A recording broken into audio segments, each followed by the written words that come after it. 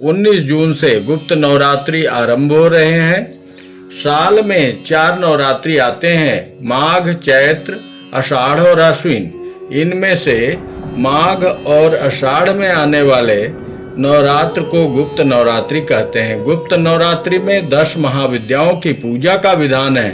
ये 10 महाविद्याएं माँ काली, दूसरी माता है तारा, तीसरी त्रिपुर सुंदरी, चौथी भुवनेश्वरी, पांचवी छिन्नमस्ता, छठवीं त्रिपुर भैरवी, सातवीं धूमावती, आठवीं बंगलामुखी, नौवीं मातंगी और कमला देवी 10वीं है। गुप्त नवरात्रि में साधक और तांत्रिकों का देवी की आराधना करना अधिक प्रचलित है, लेकिन बहुत से गृहस्थ भी गुप्त नवरात्रि में देवी की उपासना करते हैं। त्रेता युग में ये बहुत धूमधाम से मनाए जाते थे। पहली माँ काली, पहले दिन 10 महाविद्याओं में प्रथम माँ काली की पूजा होती है। इनकी साधना से विरोधियों पर विजय प्राप्त होती है। दूसरी माँ तारा, ऐसी मानता है कि सबसे पहले महर्षि वशिष्ठ ने इनकी उपासना की थी। इन्हें तांत्रिकों की देवी माना गया है। इनकी उपासना से आर्थिक उन्नति और मोक्ष की प्राप्ति होती है। माँ त्रिपुर सुंदरी, इन्हें ललिता या राजेश्वरी भी कहा जाता है। इनकी पूजा से धन, ऐश्वर्य, भोग और मोक्ष की प्राप्ति होती है।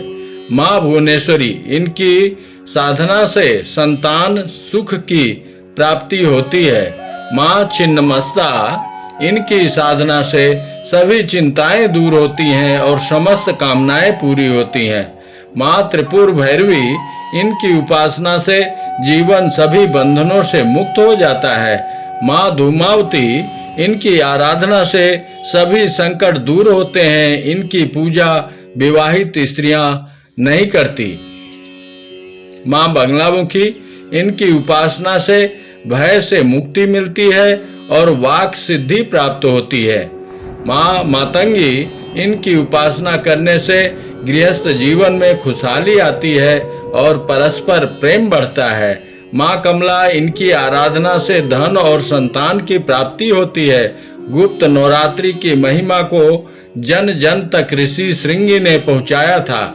एक दिन श्रृंगी ऋषि अपने भक्तों के साथ आश्रम में बैठे धर्म चर्चा कर रहे थे। चर्चा समाप्त होने के पश्चात एक महिला उनके पास आई और दुखी होकर कहा कि उसका पति अनीतिपूर्ण कार्य करता है। बार बार समझाने पर भी उसमें कोई परिवर्तन नहीं आ रहा है। इस वजह से घर में कलह रहती है और पूजा पाठ भी नहीं हो पाता है। कृपा कर कोई ऐसा उपाय बताएं जिससे शीघ्र ही उनके व्यसन दूर हो जाए।